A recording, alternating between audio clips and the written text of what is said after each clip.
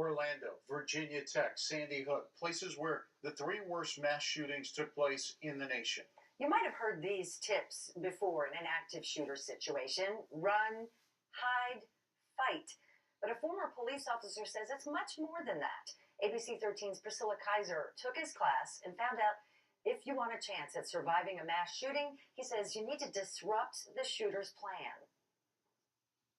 A gunman killing at least 50 and injuring 53 others. The worst mass shooting in U.S. history took place less than a year ago at the Pulse nightclub in Orlando. Please, let's all just get along. We're on this earth for such a short time. But it was 18 years ago at Columbine when mass shootings really gained national attention.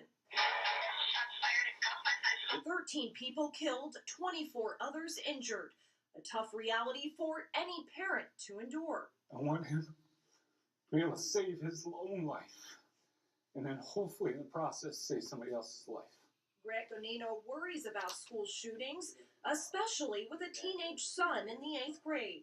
They have fire drills, but I see this as more of a threat than a fire.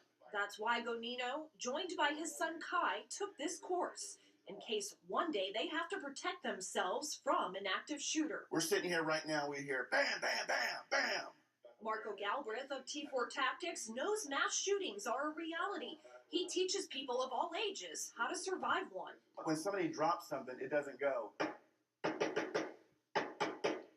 So remember that. He says one of the biggest killers is denial. Denying gunfire is what it is. He says victims often freeze, leaving them vulnerable. Walks down, boom, boom, boom, just walking through the classroom. People are letting him shoot them.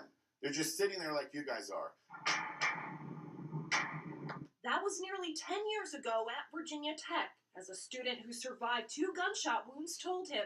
Instead, he says, you have to act. Run if you can, but if not, you need to hide and be ready to fight. What are you going to do? It's do or die, literally. At the first sign of gunfire, turn off the lights, put an object a few feet in front of the door, and scatter around the room. Galbraith says this disrupts the shooter's plan, then be ready to move. Grab on it and wrap this arm and hug it. If he now drop, I'm not getting that gun away from him. Doing everything you can to keep him from killing you or other people.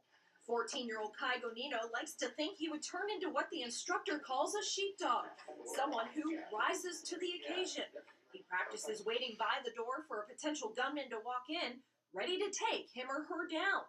It's an emotional moment for his father to think about. Now I know he'll probably be right next to that door and